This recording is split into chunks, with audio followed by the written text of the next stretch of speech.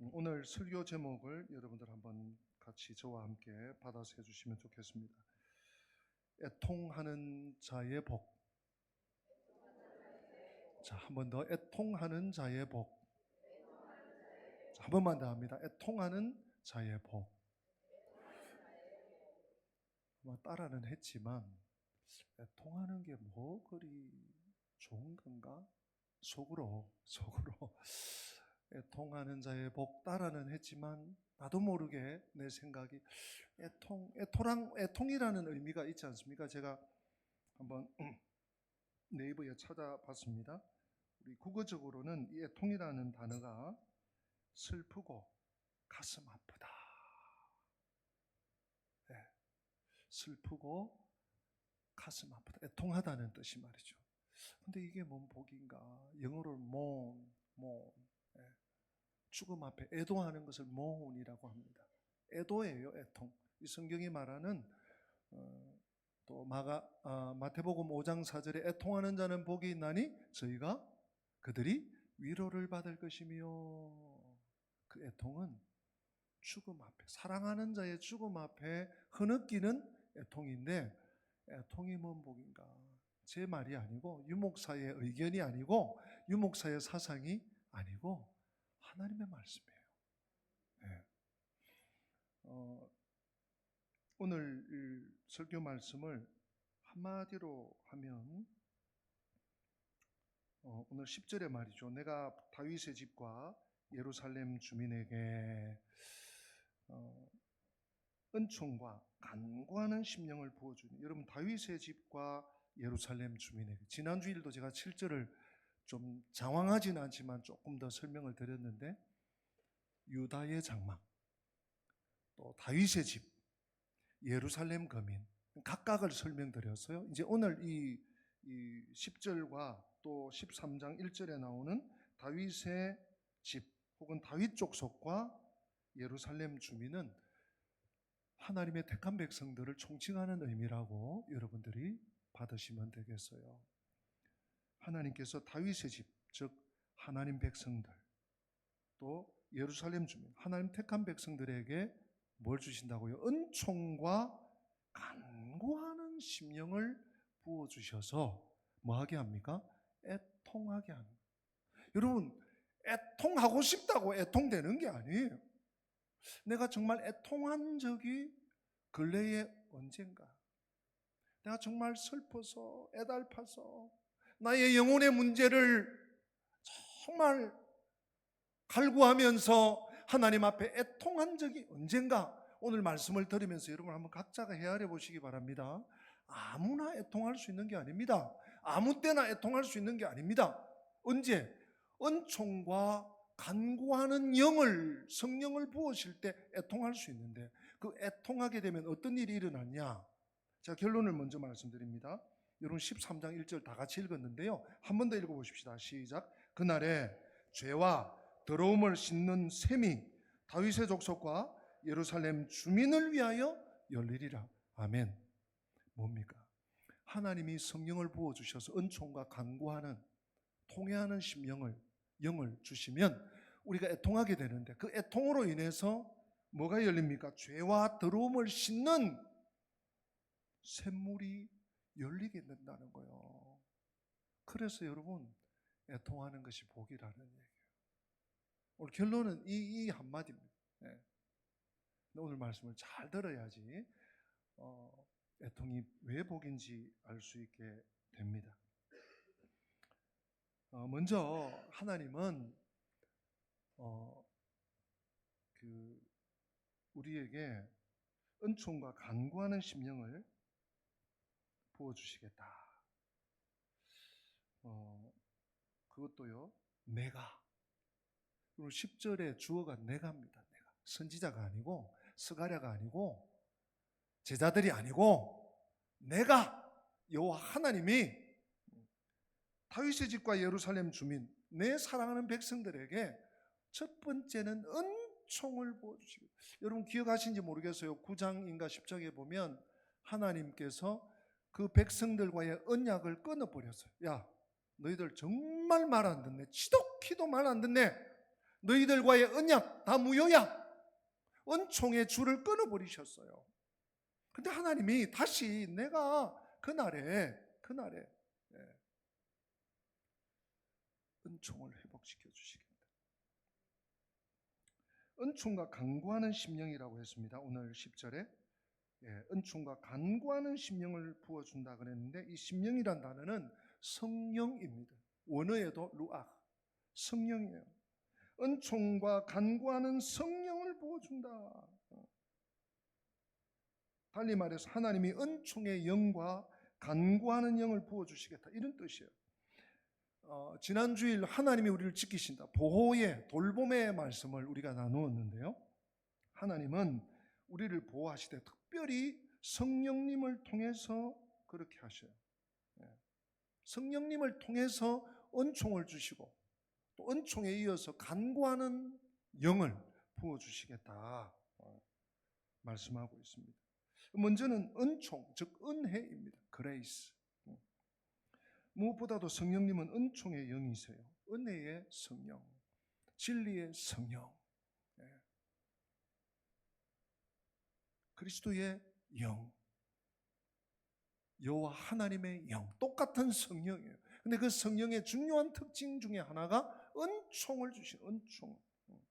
우선 성령께서 우리로 은혜를 받게 하세요. 우리가 하나님의 은혜를 경험하게 만들어 주신다는 거죠. 하나님이 나를 얼마나 사랑하시는지, 하나님이 나를 구원하시기를 너무너무 간절히 안달하면서 원하시는지, 그런 하나님의 은혜를 경험하게 하신, 오늘 이 아침에 이 우중에 나오신 우리 성도님, 일부 예배 나오신, 또 혹시 또 방송 보고 계신 우리 성도들, 하나님의 은총의 영이 가득히 넘치도록 부어주시기를 축복합니다. 이 시간 그래서 은혜가 충만하시기를 소원합니다. 또한 성령님은요, 간구케 하는 영이에요. 한번 받아서 합시다. 성령님은 나로 간구케 하신다. 믿으시면 아멘. 여러분, 나도 모르게 주여, 나도 모르게 기도가 나와요. 이건 내가 하는 거 아니에요. 특별히 우리 좀 영적인 분들, 기도를 많이 하시는 분들, 갑자기 그분이 생각나. 우리 성도들, 우리 목장에 혹은 우리 성교회에 지금 입원해 있는 누가, 여러분 성령께서 나에게 시키시는 거예요. 간구의 영이에요. 성령은요, 말할 수 없는 탄식으로 우리를 위해서 간구해 주실 뿐만 아니라 우리를 간구하게 하시는 영이에요. 오늘 이 말씀이 이것입니다. 이 10절 말씀이 바로 그 의미입니다. 내가 은총과 간구하는 영을 너에게 부어주겠다. 하나님 사랑하시는 증거입니다. 은혜를 주신 성령께서 이제 뭔가 하나님께 간구할 수 있도록 해주신다. 여러분, 은혜를 받으면요, 기도하게 되어 있습니다. 기도하십시오, 기도하십시오. 교육받고 자꾸 나와봐 이렇게 해서 하는 게 아니라, 은혜를 받으면 기도의 자리에 오게 되어 있어요. 그건 하나님의 질서입니다.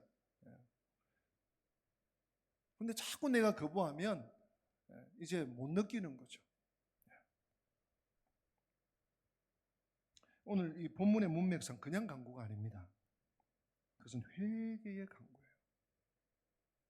회개의 간구. 여러분, 회개는 내가 세례받을 때 나의 모든 죄를 고백합니다. 내가 죄인임을 고백합니다. 그렇게 한 번 하고 끝날 문제가 아니에요. 회개는 매일 해야 돼요. 회개는 매번 해야 돼요. 오늘 우리 성도님 한 분이, 하나님, 제가 이 구부러진 입술로 말했던 것을 회개합니다. 하나님 용서해 주세요. 이 성령께서 하시는 일이에요.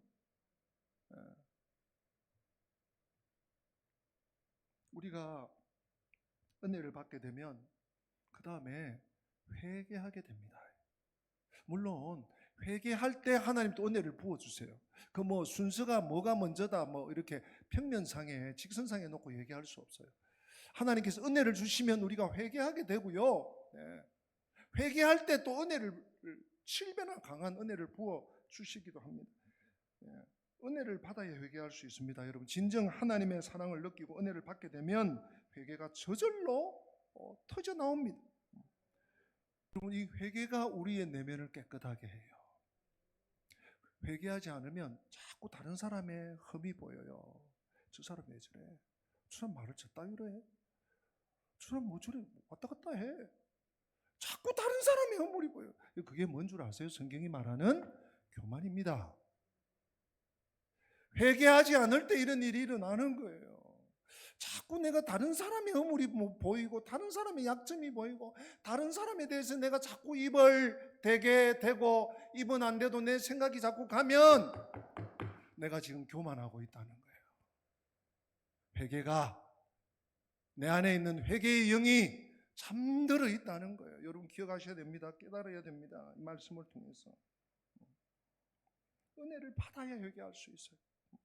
진정 하나님의 사랑을 느끼고 은혜를 받게 되면 정말 회개가 나오게 되어 있습니다. 회개가 우리 내면을 깨끗이 씻어줘요. 그래서 하나님 우리 내면을 그 회개의 은총으로 보호해 주시는, 정말 우리가 보호받는 길은요, 회개하는 길이에요. 우리의 영이 보호받는 길은요, 영을 성령으로 코팅한다고 할까요? 길은 회개하는, 회개를 통해 우리의 마음이 깨끗해지면 하나님이 너무너무 사랑하시고 가까이 두시고 귀히 여기시는, 이것이 진정한 보호예요.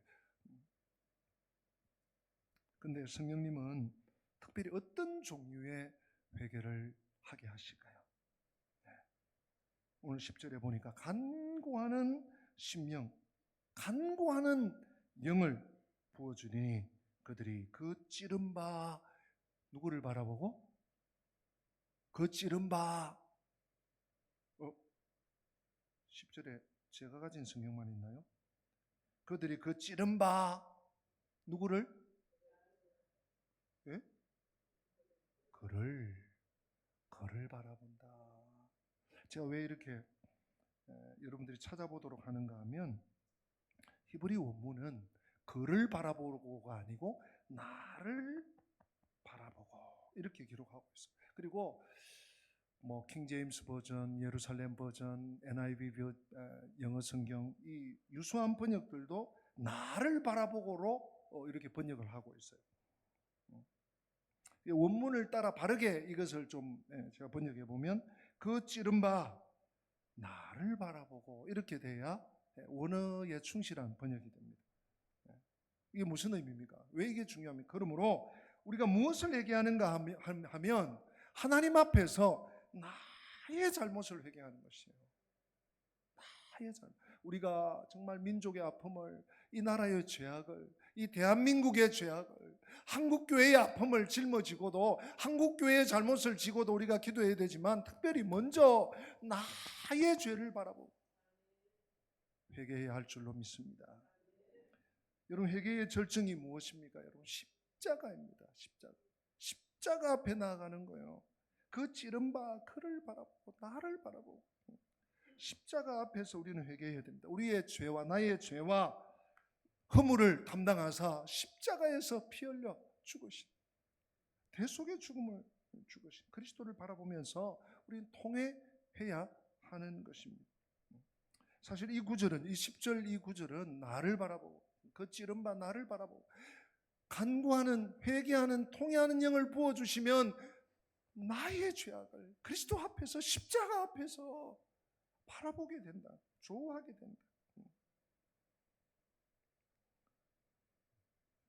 근데 이것을 우리 요한계시록의 사도 요한은 주님의 강림을 목격할 대상 가운데서 메시아를 찌른 자를 언급하고 있습니다. 여러분, 요한계시록 1장 7절 말씀을 같이 한번 화면을 통해서 읽어보시겠습니다.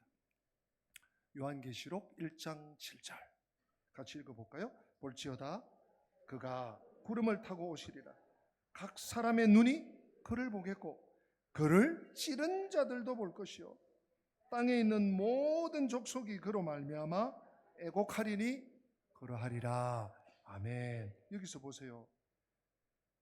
각 사람의 눈이 구름을 타고 오시는 주를, 우리 주 그리스도, 재림하실 예수 그리스도를 보겠는데 그 중에 그를 찌른 자도 보겠다. 그리스도를 찌른 자 누굽니까?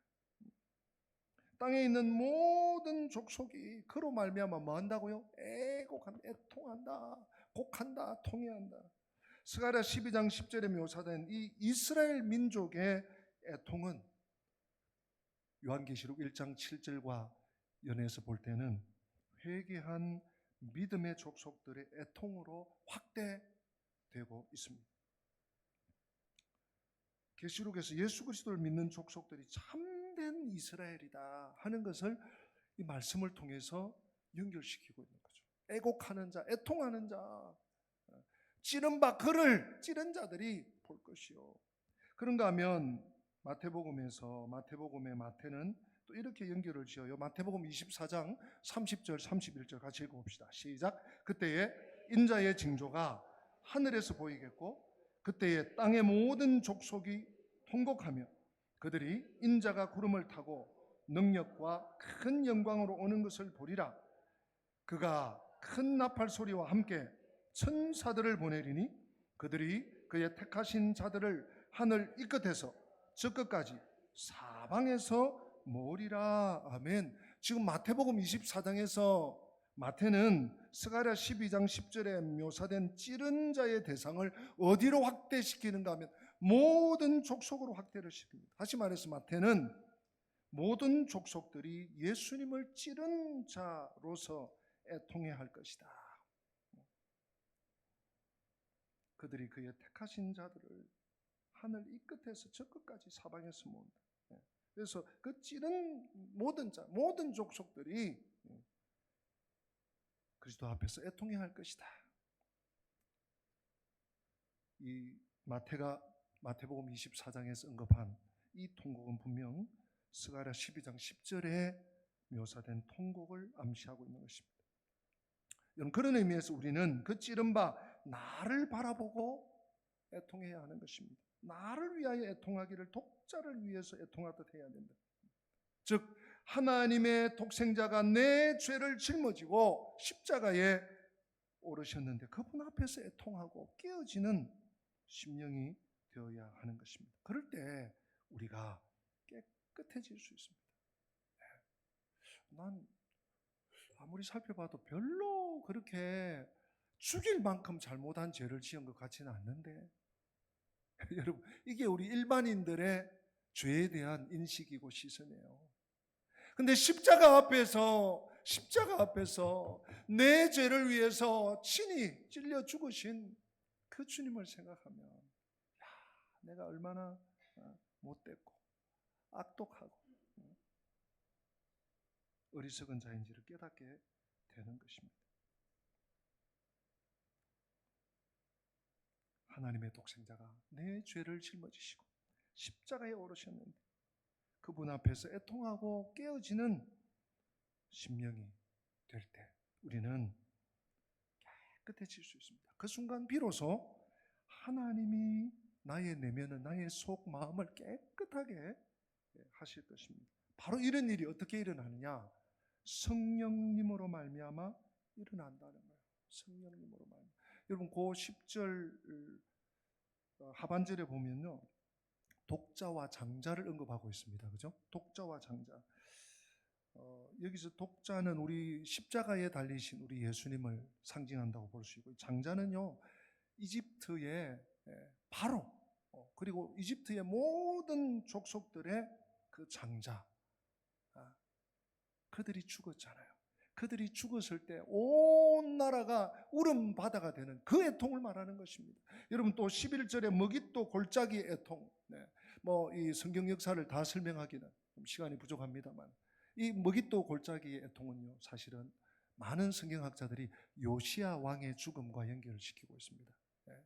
정말 나라가 계속 기울고 있는데 그나마 반짝했던 요시야 왕이 먹잇도 전투에서 갑자기 죽어버린 거예요. 성전을 청결케 하고 하나님의 율법을 갱신하고 이랬던 정말 보기 드문 하나님 앞에서의 왕이었는데 그가 전쟁에서 갑자기 죽어서 이 먹잇도에서 그 백성들이 울음바다가 됐다는 거예요.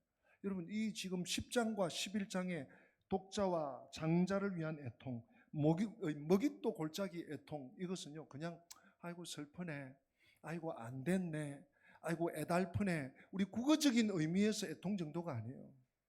독자가 죽었을 때, 장자가 죽어나갈 때, 우리의 참 유일한 희망이었던 왕이, 국부가 죽어서 당하는 그 슬픔, 그 애통을 강도로 말하면 말이죠. 그 강도로 말하면 그냥 좀 슬프다. 비가 오니까 조금 우울하네. 이런 차원이 아니라는 거예요. 그것을 좀 여러분들이 이해를 하시면 좋겠습니다. 그 다음에 오늘 본문에 좀 특징적인 것이 나온, 제가 처음에 설명을 안 드렸는데요. 오늘 본문이 길지 않습니다. 6절 정도 되는데 애통이라는 단어가 5번 나와요. 근데 통곡이라는 단어도 애통이라는 의미로 같이 교차할 수 있는데 통곡이 2번 나옵니다. 그 다음 12절, 13절, 14절에 보면 따로 하며, 따로 하고, 따로라는 단어가 10번인지 11번인지 나와요. 제가 어떤 때 세니까 10번 나오고 손가락으로 셌는데 어떤 때는 11번이 나오고. 근데 이 따로 한다는 말이 뭔가 하면 따로 애통한다는 얘기예요. 따로. 이게 무슨 의미일까요?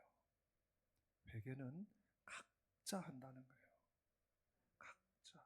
집단 회개란 없습니다. 물론 성령께서 강림하셔서 오늘 일부 예배에 막 하나님께서 막 은혜를 부으셔서 모든 사람 막 여기서 울고 저기서 울고 하면서 울음바다가 되고 하나님 용서해 주세요, 잘못했어요, 뭐 이렇게 될 수 있지만 각자가 하게 된다는, 각자가 따로 한다. 여러분 보세요.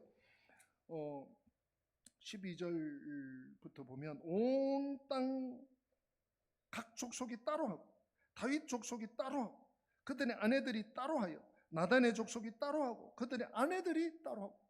만약에 좀 효율적으로 한다면 쭉 다 나열하고 나단 족속, 레위 족속, 다윗 족속 관로 닫고 따로 이럴 수 있을 텐데 그렇지 않아요. 각 족속의 이름을 대면서 10번, 11번 넘도록 따로 애통하고 따로 통곡한다. 우리 각자가, 우리 각인이 하나님 앞에 애통의 회개를 올려야 될 것을 말씀하고 지적하고 있는 것입니다. 왜냐하면 진정한 회개는 개인적 책임의 지각에서부터 비롯되기 때문입니다. 이런 것이죠. 이 문제에 있어서 제가 잘못했습니다. 오늘 감사헌금 하신 우리, 이름을 밝히지 않겠습니다, 우리 모 집사님인데 정말 오늘 좋은 예가 되네요. 하나님, 제가 구부러진 말을, 아까 뭐라고 했죠? 입으로 구부러진 말을 사용했던 죄를 말씀으로 깨닫고 돌이키게 하심을 감사합니다. 이게 회개예요. 이게 진정한 회개예요. 그냥 뭉뚱그려서 하나님 용서해 주세요, 아시죠? 하나님 사랑하는 줄 아시죠? 이제 죄 안 지을게요. 그게 아니에요. 이 문제에 관해서 제가 잘못했습니다. 바로 저에게 그 책임이 있습니다. 이런 자각과 더불어서 실제적인 고백이 따를 때 참된 회개입니다. 하나님, 제가 잘못했습니다. 하나님, 제가 잘못했습니다. 그거 아니고, 그들이 아니고, 우리들이 아니고 제가 잘못했습니다. 개인적 책임을 느끼고 각자 하나님 앞에서 자기 자신의 죄 문제를 놓고 상한 심령으로 애통하는 것이 회개임을 기억하시기 바랍니다. 그런 의미에서 최근 내가 하나님 앞에 이런 회개를 드린 것이 언젠가, 여러분 각자가 한번, 그게 이번 달이었나? 지난주였나? 아니 연초였나? 아이고 아닌 것 같아. 지난해였나? 몇 년 전이었나? 각자 다를 수 있습니다. 여러분 한번 살펴보시기를 바랍니다. 왜냐하면 회개하는 자는 하나님의 보호를 받습니다. 회개하는 자를 하나님이 보호하십니다. 진정한 내면의 보호는 우리가 하나님 앞에 자기 죄로 인하여 깨어지고 애통할 때 가능하기 때문입니다. 하나님은 회개한 당신을, 회개한 나를 긍휼히 여겨주시고 깨끗하게 해주시고 또한 놀랍게 다시 만져주십니다. 그것이 진정한 하나님의 보호 안에 우리가 거하는 것입니다. 진정한 보호는 그냥 안전할 거야, 내가 보호해 줄 거야, 이게 아닙니다. 자신의 잘못, 자신의 아픔, 자신의 고통, 자신의 죄를 바라보고 아픈 마음으로 주님 앞에서 깨어져서 애통하는 것, 그것이 회개입니다.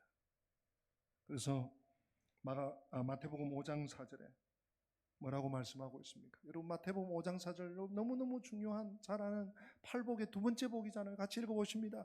애통하는 자는 복이 있나니 그들이 위로를 받을 것입니다. 한 번 더, 애통하는 자는 복이 있나니 그들이 위로를 받을 것이며. 아멘. 애통하는 자는 복이 있나니 그들이 하나님의 위로를, 성령님의 위로를, 우리 주 예수 그리스도의 위로를 받을 것이기 때문입니다. 그러므로 애통하는 자는 복이 있습니다. 우는 자는 복이 있습니다. 자기의 죄로 인해서 우는 사람은 진정 최후의 웃는 자가 될 것입니다. 눈물처럼 위대한 것은 없습니다. 눈물은 하나님의 선물입니다. 눈물은 내 영혼의 창을 닦는 하나님의 세척제입니다.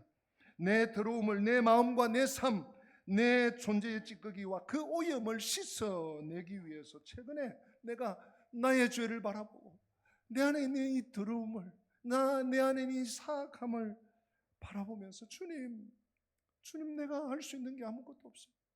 주님 나를 용서해 주세요 하고 울어본 적이 언제쯤입니까 여러분? 다시 한번 여러분 각자에게 숙제를 드립니다. 도전합니다. 내가 내 죄 때문에, 다른 사람 죄 말고요, 나의 허물과 죄악 때문에 내 입술로, 내 생각으로, 내 눈으로, 내 마음으로 저지른 죄악 때문에 하나님 앞에 애통한 적이 언제입니까?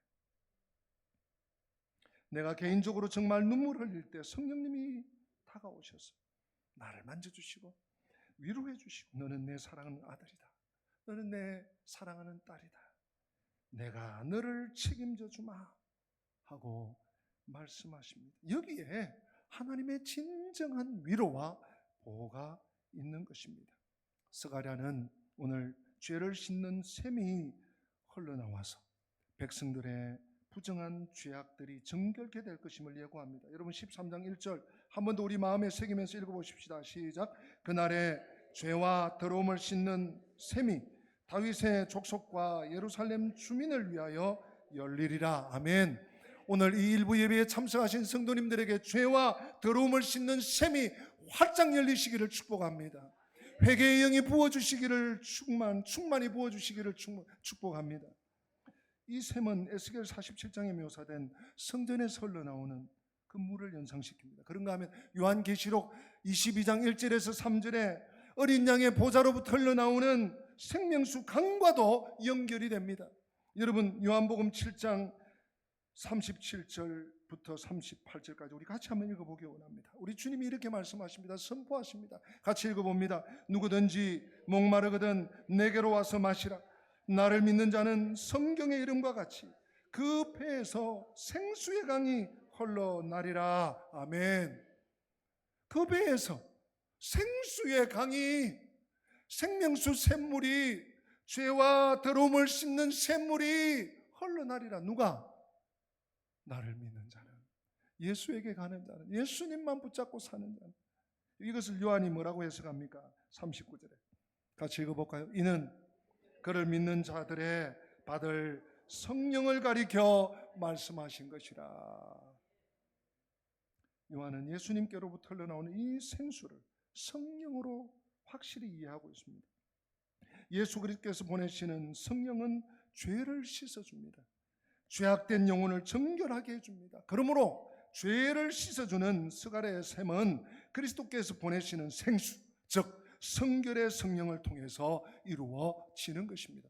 여러분 기억하실지 몰라도 스가랴 1장 1절에서 6절 포로 귀한 공동체를 향해서 제일 먼저 스가랴 선지자가 던져준 이 회복의 열쇠가 뭔 줄 아십니까? 돌아오라, 내게로 돌아오라. 회개였습니다. 이 회개가 절실함을 역설을 했습니다. 첫 장에서부터.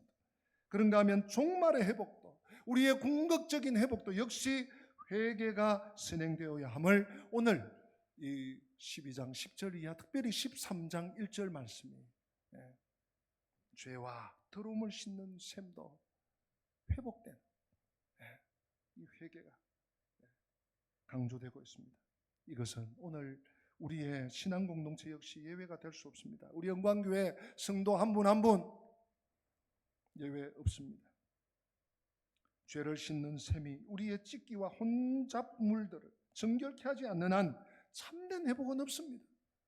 참된 회개, 참된 애통이 없이는 참된 회복이 성립될 수 없습니다.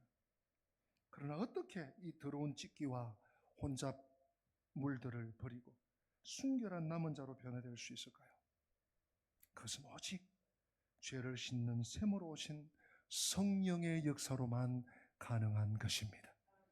우리가 잘 아는 철로 역정의 저자 존 버년 목사님, 그분의 다른 책이 하나 있는데요, 저는 이 책을 너무너무 소중히 여깁니다. 여러 해 전에 여러 번 읽었는데 이번에 이 말씀을 준비하면서 제가 다시 잡고 다 읽으려고 했는데 이 한 주간에 뭐가 바빴는지 한 150페이지밖에 못 읽었어요. 이제 남은 부분을 또 읽으려고 하는데, 상한 심령으로 서라. 여러분들도 혹시 기회가 되면 지평서원에서 번역이 되어서 나와 있는 상한 심령으로 서라 하는 책이 나와 있는데, 그 책에 보면 이런 챕터가 있습니다. 상한 심령과 통회하는 마음의 표지 6가지. 상한 심령과 통회하는 마음을 소유한 자는 어떤 모습을 갖추는가 6가지로 설명을 합니다. 그걸 제가 다 지금 시간 얘기하면 다시 설교를 시작해야 돼요. 이런 것입니다. 제가 소개만 합니다. 첫 번째 표지는 그는 지각이 있는 사람이다. 상한 심령과 통회하는 마음을 지닌 자는 이런 사람이라. 두 번째 표지는 그는 매우 깊은 슬픔의 사람이다. 세 번째 표지는 그는 참으로 겸손한 사람이다. 네 번째 표지는 그는 자신의 영적 가난을 아는 사람이다. 다섯 번째 표지는 그는 울부짖는 사람이다. 제가 주목하는 것은 6번째 표지예요. 상한 심령과 통회하는 마음을 지닌 자는 이 6번째 증거가 있는데 뭐냐? 그는 하나님의 말씀을 인해 두려워 떠는 사람이다. 이걸 제가 좀 인용하겠습니다. 어떤 사람은 아무런 겁도 없이 무슨 짓이든 하고 싶을 대로 다 합니다. 하나님의 말씀이 그 일을 아무리 대적한다 해도 그들은 눈 한 번 깜빡하지 않습니다. 그러나 하나님의 말씀을 인하여 떠는 사람들은 감히 그렇게 하지 못합니다. 아니, 그들은 반드시 하나님의 말씀을 자신들이 행하는 모든 행동의 규칙으로 삼습니다. 그들은 늘 성경으로 달려가서 자신들이 할 수 있는 일과 해서는 안 되는 일을 알아봅니다. 그들이 그렇게 하는 이유는 그들이 하나님의 말씀을 인하여 떨기 때문입니다. 그렇다면 이것은 즉 마음이 하나님의 말씀을 인하여 두려워 떨게 되었다는 것은 심령이 상함을 입었다는 또 다른 표지요 진실한 증거인 것입니다. 하나님의 말씀을 인하여 떠는 것은 죄에 대한 당연한 응보를 믿는 것과 죄에 대한 하나님의 위협을 믿는 것과 만일 심판이 실행되기 이전에 회개하지 않으면 장차 임하게 될 일을 믿는 것 때문에 생기는 것입니다. 그 결과 마음은 여호와 앞에서 녹아지고 부서져 내리게 됩니다. 사랑하는 성도 여러분, 하나님은 회개하는 사람을 끝까지 책임져 주십니다. 환난의 날에도 책임져 주십니다. 책임을 환경에만 미루고 자신의 책임을 보지 못하는, 자신의 죄악을 보지 못하는 사람, 회개가 없는 민족, 하나님이 보호할 가치를 더 이상 느끼지 못하게 만드는 것입니다. 성도 여러분, 기억하십시다. 회개하는 심령을 하나님이 보호해 주십니다. 주여, 나에게 회개의 영을 부어 주시옵소서. 주여, 나를 새롭게 하여 주시옵소서. 십자가의 보혈로서 나를 씻어 주옵소서. 하나님께 간절히 메어 달리는 애통하는 자의 복을 받는 우리 성도들 다 되시기를 주님의 이름으로 축복합니다. 다 함께 기립하셔서 우리 심령이 가난한 자는 찬양하십니다.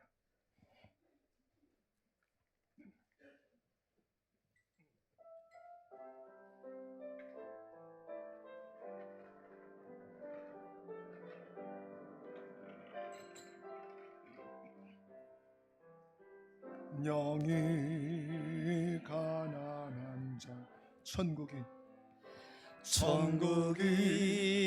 저희 것이요 애통하는 자는 복이 있네 위로를 받을 것이요 온유한 자 온유한 자 복이 있나니 기업으로 받겠네 의에 줄이고 목마른 자는 저희 배에 부를 것이요 긍휼히 여기는 자는 긍휼히 여김 받겠네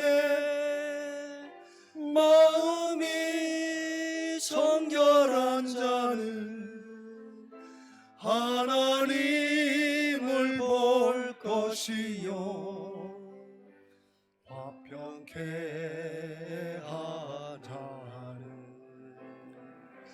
하나님의 아들이라 일컫네 의를 위하여 핍박받는 자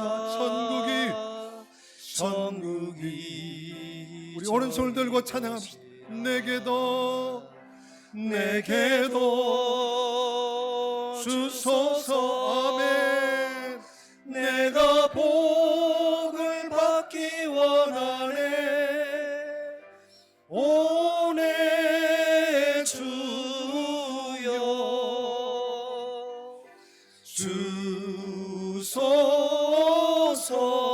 주소서 아멘 여러분들의 오른손을 가슴에 얹고 기도하겠습니다. 하나님 감사합니다. 애통하는 자의 복을 우리에게 허락하심을 감사합니다. 하나님 아버지 그날에 하나님 앞에 회개하는 자들에게 은총과 간구하는 심령을 부어주실 뿐만 아니라 우리의 죄악과 허물을 씻는 샘이 열릴 줄로 믿습니다. 하나님 아버지 성령으로 기름 부어주셔서 이 말세지만 이 마지막 때에 믿음으로 회개하며 주의 길을 끝까지 달려가는 주의 백성들이 되게 하여 주시옵소서. 주님 홀로 영광 거두어 주시옵소서. 주 예수 그리스도의 은혜와 하나님 우리 아버지의 변함없는 사랑과 보혜사 성령님의 교통하심이 애통하는 자는 복이 있나니 애통하는 자는 복이 있나니 애통하는 자는 복이 있나니 저희가 위로를 받을 것이며 이 말씀대로 이루어지기를 소망하며 믿음으로 달려갈 길을 달려가는 성도들 머리머리 위에 저들의 앞길 위에 우리 교회 위에 지금부터 영원토록 함께 계실지어다. 아멘. 아멘. 아멘. 아멘.